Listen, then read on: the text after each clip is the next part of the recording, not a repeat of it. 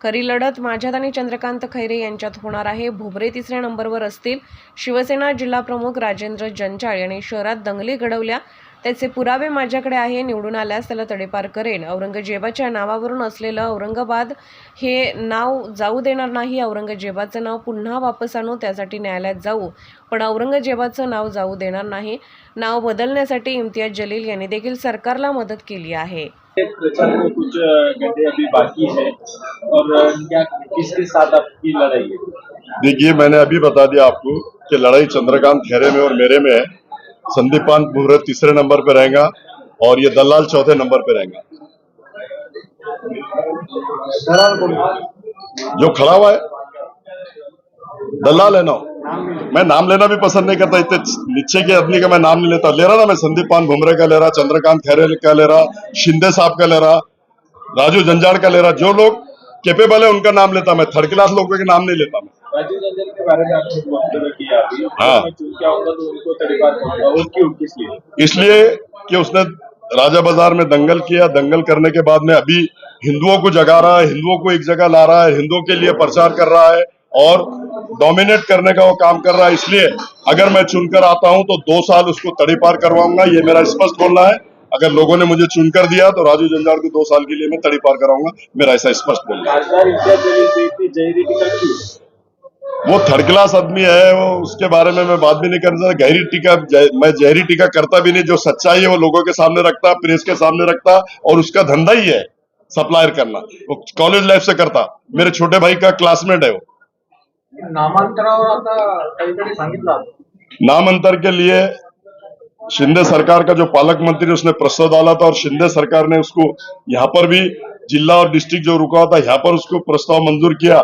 इसलिए शिंदे सरकार का भी मैं निषेध करता हूं और शिंदे को भी हम बता देंगे कि सुप्रीम कोर्ट से हम जाके कैसा हम औरंगजेब रहमतुल्लाह अलैह का नाम जाने नहीं देंगे। औरंगजेब रहमतुल्लाह अलैह का नाम वापस ला के रहेंगे, ऐसा मैं बोलता हूं। नामांतर रोखण्यासाठी कोण प्रयत्न केला? हाँ? नामांतर रोखण्यासाठी कोण? हम मुश्ताक अहमद ने किया, हमारे साथ नगर सेवक ने, हमने किया। उन्होंने तो 95 में किया था, लेकिन नामांतर जो हुआ इसके वजह से हुआ। इसने बार बार बोला कि तुम में हिम्मत है तो करके बताओ। मेरे बर्थ सर्टिफिकेट पे मेरा औरंगाबाद लिखा हुआ है, डेथ सर्टिफिकेट पे भी वो रहेगा। इन्होंने बार बार हैमरिंग किया, इन्हें चुनौती दिया, इसके लिए उन लोगों ने नाम चेंज किया। काही लोग असाही आरोप करतात। हाँ, मैंने बोला ना कल के प्रेस में, बगैर उसके एनओसी दिए नामांतर होता ही नहीं। अभी मुझे मालूम है, मैं कारपोरेशन में अगर मेरे वार्ड में अगर कोई दूसरा हस्तक्षेप कर रहा है या वो कोई प्रस्ताव डाल रहा तो मेरी एनओसी लगती, तो वहां भी उसकी एनओसी लगती। उसने एनओसी दिया, एनओसी के भी डॉक्यूमेंट बहुत जल्द अपने पास आ जाएंगे। और बैग लेके आया दिल्ली से और ट्रेन उठाया, नौटंकी जो करा, ट्रेन डाल के बैग लेके आया दिल्ली से और ट्रेन उठा लिया। लोग समझ गए, लोग बहुत होशियार हो गए। क्या बोले? सप्लाई करता ना, दलाली से ना, कॉलेज लाइफ से करता। पूना में 13 साल वही किया और आज भी वही करता हूँ। बड़े बड़े सेठियों को, बड़े बड़े नेताओं को लड़के सप्लाई करने का दलाल है, दल्ला ही है ना। दलाल को दलाल ही बोलेंगे ना, इन्हीं बड़ी कोई भी रहो। आपके पहले किसी ने ऐसा आरोप नहीं किया था? उनको मालूम नहीं होगा ना, वो उन लोगों को मालूम नहीं होगा। ये अपने को बहुत साफ सुथरा पढ़ा लिखा बताता ना। और जितना हाई एजुकेटेड में ये लोग सब होता है, कहां से जा रही है, कहां से आ रही है, कहां भिजा रही, कहां नाड़ा खोल रही है, इसका काम है, इसका धंधा है। ये नाड़ा खोलने का ही काम करता है। आपको नहीं लगता इस प्रचार में जो निचली स्तर का प्रचार किया जा रहा है? इसमें निचली स्तर का प्रचार वो कर रहा है, मैं तो उसका नाम भी नहीं लेता। इतने छोटे आदमी का, गंदे आदमी का मैं नाम भी लेना नहीं चाहता और लेता भी नहीं। देखा ना, जिले को देखा ना, इन्होंने कोई विकास का काम किया। ये दोनों खासदारों ने सिर्फ अपना विकास किया है और अपना घर भरा है, ऐसा स्पष्ट मैं बोलता हूँ। और दूसरी बात, शहर औरंगाबाद के अंदर जो हमारी पानी की स्कीम थी वो 720 करोड़ रुपए की थी। आज वो खासदार है 2800 करोड़ में गई है। और अगर मैं चुनकर आता हूँ, जिले की जनता मुझ पर भरोसा करती है और सब समाज मुझे चुनकर देता है, तो सबसे पहला काम औरंगाबाद शहर के लिए मैं लोकसभा में जाके पहला प्रश्न उठाकर मैं उसका फंड लाके जल्द से जल्द पाणी का काम करने की कोशिश करूंगा। और 3 आले होते, मला माहित आहे। आता धर्मगुरूही त्यांच्या पाठीशी नाही, जनताही त्यांच्या पाठीशी नाही, मुस्लिम समाजही त्यांच्या पाठीशी नाही। आता हे बाय बाय करण्याचा टाइम आला, त्यांनाही ते पण जाणार आहे। आपने देखा होगा नांदेड़ में उनके 11 कारपोरेटर चुन के आए थे, उसके बाद एक भी नहीं आया।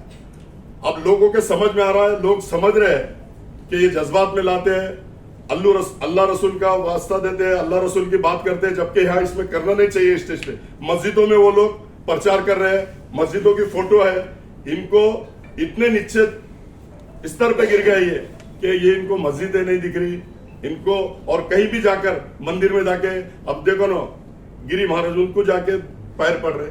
अरे वोटों के लिए तुम इतना गिर सकते, इतने नीचे स्तर पे जा सकते, मैंने कभी सोचा नहीं था इतनी बुरी तरह वो इतने नीचे के स्तर पे। और दूसरा का आरोपी राजीव जंजाल, ये पूरे शहर में, पूरे जिले में, पूरे हिंदुओं के पास जाकर घरों घर जाके डोर टू डोर जाके लोगों को ये बता रहा है कि पालक मंत्री नहीं संभाजीनगर करा, उनको वोट करो। तो मैं उसका भी औरंगाबाद शहर से और जालना जिले से 2 साल के लिए तडीपार कराऊंगा, ऐसा स्पष्ट मैं बोल रहा हूं। औरंगाबाद शहरासाठी आपल्या लोकसभा मतदारसंघासाठी कुठला अजेंडा आपण विकासात्मक अजेंडा घेऊन जाणार आहात? औरंगाबाद शहर में और जिले में मैं किया, जिले में भी प्रॉब्लम बहुत ज्यादा है तालुकों में। मेरे हिसाब से खैरे होंगे, खैरे और मुझ में लड़ाई होंगी ऐसा मैं समझता हूँ।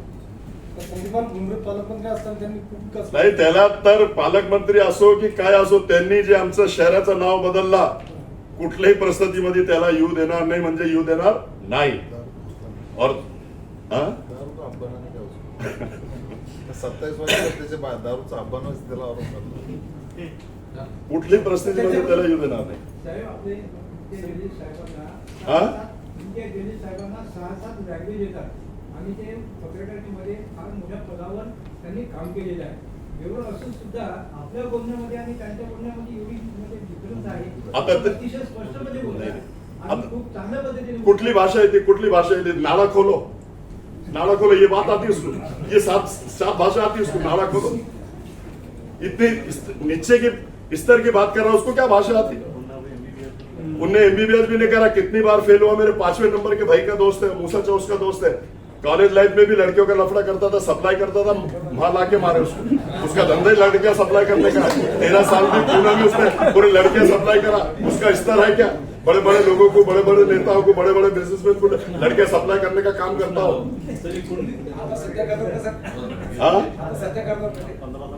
अब 2000 करोड़ का मालक बन गया ना, अभी भी धंधा चालू है पुणे में, लोग सर्टिफिकेट है उसके। हर डिस्को के बाहर 8 लोग खड़े रहते। सर तुम्ही खूप मोठा गंभीर आरोप करताय त्यांच्यावरती मुली सप्लाय करायचा।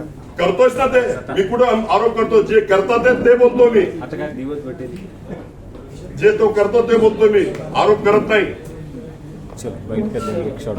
लोग हैं, अभी देख लो आप, अशोक चौहान साहब, अजीत पवार साहब के बारे में नरेंद्र मोदी पंतप्रधान बोलते कि 70,000 करोड़ का घोटाला इन्होंने किया, 25,000 करोड़ का बैंक का घोटाला किया, मतलब ऐसे 95,000 करोड़ का घोटाला वो बोलते हैं।